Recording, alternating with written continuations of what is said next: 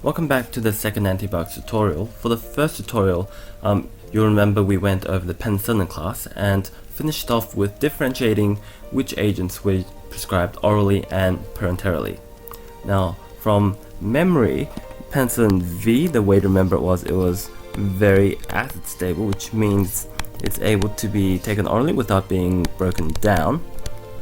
And then differentiating the broad spectrum class, we had the O in amoxicillin for oral, and we had the P in ampicillin to signify parenteral.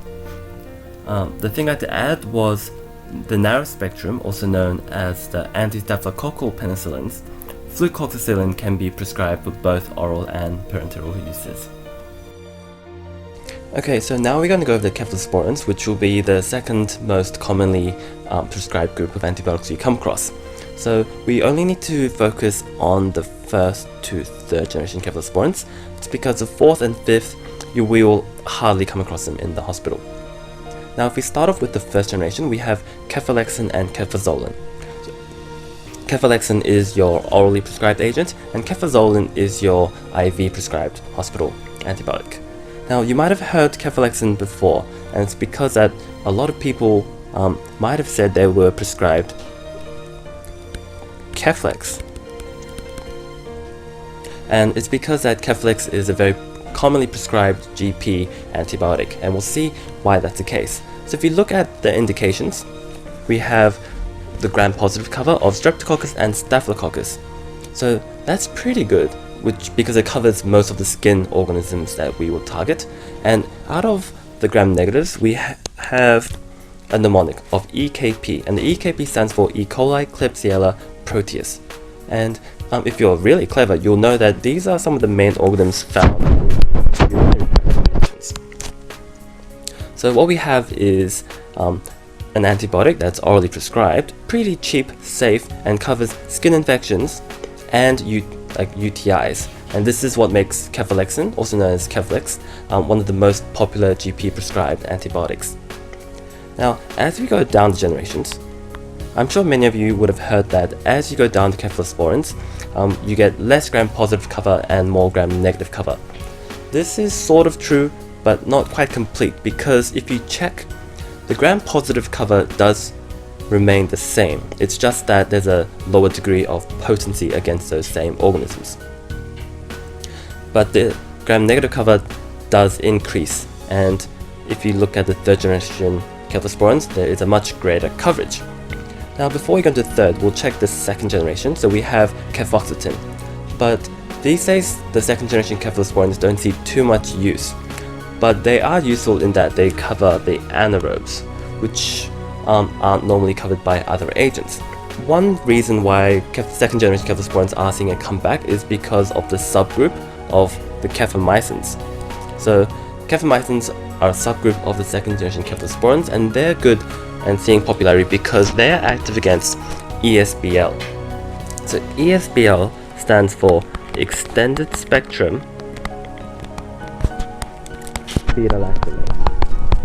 So beta-lactamase, what was that? So that was the enzyme produced by bacteria to break down the penicillins and cephalosporins. So extended spectrum means that enzyme breaks down both penicillins and cephalosporins.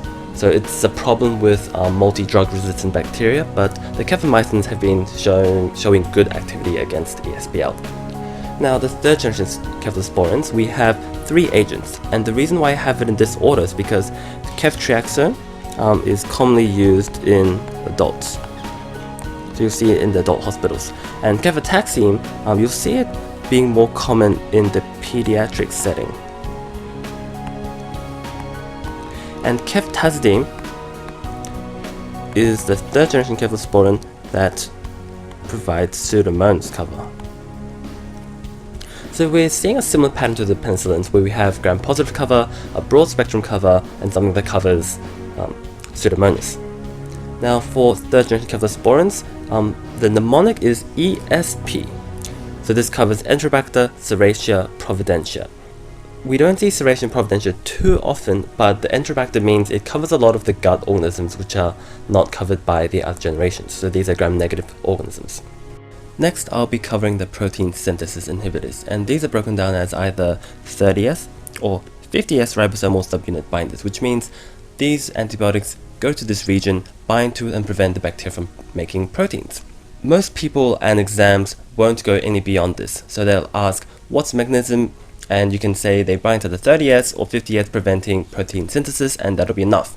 But in my notes I've added a bit more just to understand the mechanism better, so they could be inhibiting initiation of protein synthesis, or they could be inhibiting tRNA binding, but this is just extra. Okay, to start off we'll look at gentamicin, and most of you would have heard gentamicin before because it's an awesome antibiotic. It's got a nice coverage, it's effective, it's well understood, it's got a low resistance, and it's cheap. Now, if you look at the coverage, you'll find that it's only gram-negative. There's no gram-positive cover, and contrary to what might be intuitive, this is a good thing. Because if you treat an infection, you want to be as targeted as possible. We don't want to be killing bacteria that aren't causing the infection. Because if your antibiotic is too broad in its spectrum, it's going to breed antibiotic resistance. So in that sense, gentamicin is effective because it only covers gram-negative organisms. Now from here on, we have to start appreciating the side effects. So the two big side effects of gentamicin are ototoxicity, so hearing, and nephrotoxicity, kidneys. Now these are very commonly asked exam questions. It's worth knowing that gentamicin and other aminoglycosides, they have the side effects of ototoxicity and nephrotoxicity. Next, we're going to look at doxycycline. Now, doxycycline, if you look at the coverage, you'll find that it's kind of all over the place. There's a lot of unusual organisms that we've never seen before that doxycycline covers. But I will just show you what each of the strange bugs cause in terms of their named disease. Now, if Yersinia, this causes the plague. So you might know this as like the Black Plague or the bubonic plague. Vibrio causes cholera. Chlamydia causes chlamydia. Borrelia causes Lyme disease. Treponema causes syphilis, and Plasmodium causes malaria. So if you look at it in terms of that sense, plague, cholera, chlamydia, Lyme disease, malaria, syphilis, we've heard of these diseases before. They're just not the usual bugs that are covered by antibiotics. So a good way to remember doxycycline is that it covers a very broad spectrum of unusual organisms, so atypical organisms that cause diseases such as these. So doxycycline, atypical organisms, and diseases. So the notable side effects of doxycycline would be phototoxicity, which means your skin gets sensitive to sunlight, and the fact that it's a teratogen, so we shouldn't be using it in pregnancy. The last class of the protein synthesis inhibitors are the macrolides. So the macrolides have a similar spectrum to the broad spectrum penicillins, which make them good to be prescribed in the case of a penicillin allergy. On top of this, they also cover the intracellular Mycoplasma and spirochetes organisms, which make them good for atypical pneumonia, as these are the causative pathogens. Other things to note are that patients often complain of a strange metallic taste, although this isn't a significant side effect. Another interesting thing to note is that macrolides also have an inherent anti-inflammatory property, which can make patients feel better regardless of the antibacterial actions of the agent. Although this is not an indication to prescribe macrolides solely for anti-inflammatory purposes, because it'll be horrible antimicrobial stewardship and breed antibiotic resistance. Lastly, the DNA toxins, and of these we're covering trimethoprim, cotrimoxazole, and metronidazole. Trimethoprim is very common because it's one of the most recommended antibiotics to use in UTIs. And the big thing to remember here is that it's contraindicated in pregnancy. So if you get any exam questions, it'll be trimethoprim in a pregnant lady, and you need to warn her against using this. This is because trimethoprim is a dihydrofolate reductase inhibitor, which means that if you have a baby, you're trying to get as much folate as possible. Trimethoprim will prevent this and result in birth defects. Cotrimoxazole is a product combining trimethoprim with sulfamethoxazole, and this increases the coverage. Now, cotrimoxazole being a very broad spectrum antibiotic, it doesn't have many uses, but you'll see it very commonly in the prophylaxis against PJP. So PJP, it's Pneumocystis jirovecii pneumonia, which is a fungal infection often seen in the immunosuppressed population. So you see cotrimoxazole prescribed commonly in people who have an HIV infection or those undergoing chemotherapy. Lastly, metronidazole. It's another very common drug found in hospitals. It's because metronidazole is always a key part of empirical coverage regimens. This is because metronidazole is effective against anaerobes and the other gut organisms. So if you have empirical coverage, for the anaerobes, you'll always see metronidazole. We've now gone through the most important antibiotics, and I prepared a summary at the end. Try and guess which class each of these agents fall under. So cefalexin and cefazolin, these were our first generation cephalosporins, with cefalexin being the oral and cefazolin being the IV administered agent. Ceftriaxone, cefotaxime, ceftazidime, these were our third generation cephalosporins, which ceftriaxone used in adults, cefotaxime used in the pediatric setting, and ceftazidime with the Pseudomonas cover. Gentamicin was our awesome aminoglycoside, which had the important side effects of nephrotoxicity and ototoxicity. Doxycycline was the tetracycline, which can be remembered with the coverage of atypical organisms.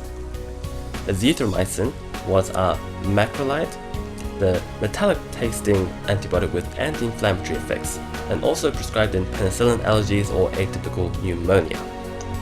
Trimethoprim and cotrimoxazole was our dihydrofolate reductase inhibitor, not to be used in pregnancy but very good for UTIs, and cotrimoxazole used as PJP prophylaxis in immunosuppressed patients.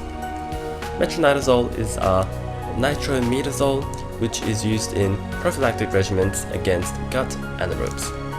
Another summary can be found under my dosages section, which is found after the antibiotics. So this section is mostly extra. You don't need to know this, but it's just my own learning. Something you might come across would be differences in dosing patterns. So are they time dependent or are they concentration dependent? So time dependent means you have to keep administering the antibiotic so it stays at a certain concentration, and concentration dependent means you hit them once hard and that's all you need. So you'll find that those that are time dependent, you have to dose more regularly, like 4 times a day or 6 times a day, whereas concentration dependent antibiotics usually one high dose once daily. You might also be asked to differentiate bacteriostatic and bactericidal drugs. So bacteriostatic drugs prevent the bacterium from multiplying, but it doesn't kill the bacterium outright, so it relies on an intact host immune system to finish off the bacterium. Whereas bactericidal drugs can kill the bacterium outright. I'm pretty sure that there's not many clear indicators of how to differentiate the common antibiotics into these two categories, but I found a certain pattern which I've sorted out for you guys. Protein synthesis inhibitors are bacteriostatic, except for aminoglycosides. And this kind of makes sense because protein synthesis inhibitors, they prevent the formation of protein, but it doesn't do anything that actually kills the bacterium outright. Whereas bactericidal agents would be the cell wall synthesis inhibitors, which essentially prevents the cell membrane from being intact and causes the bacterium to explode, or DNA toxins, which go into DNA and poisons it. So lastly, if even the summaries are too much for you, you can learn the empirical coverage regimens. Something you hear commonly is something like AMP, GENT, Flagyl. So what this means is it contains ampicillin, it contains gentamicin, and it contains Flagyl, which is the trade name for metronidazole. This ensures you cover all the bases, so gram-positive, gram-negatives, and anaerobes. You'll also occasionally see a regimen of just ceftriaxone and metronidazole. You remember that ceftriaxone is broad spectrum, it covers both gram-positive and negative, so it can be used as an alternative. In the penicillin allergy, you'll see the ampicillin replaced with azithromycin. And with Pseudomonas, we remember that the extended spectrum piperacillin covers Pseudomonas. The last table is if you're super cool and want to know the intricate thought patterns behind why doctors prescribe a certain drug for MSSA or MRSA, which is methicillin-sensitive Staph aureus and methicillin-resistant Staph aureus.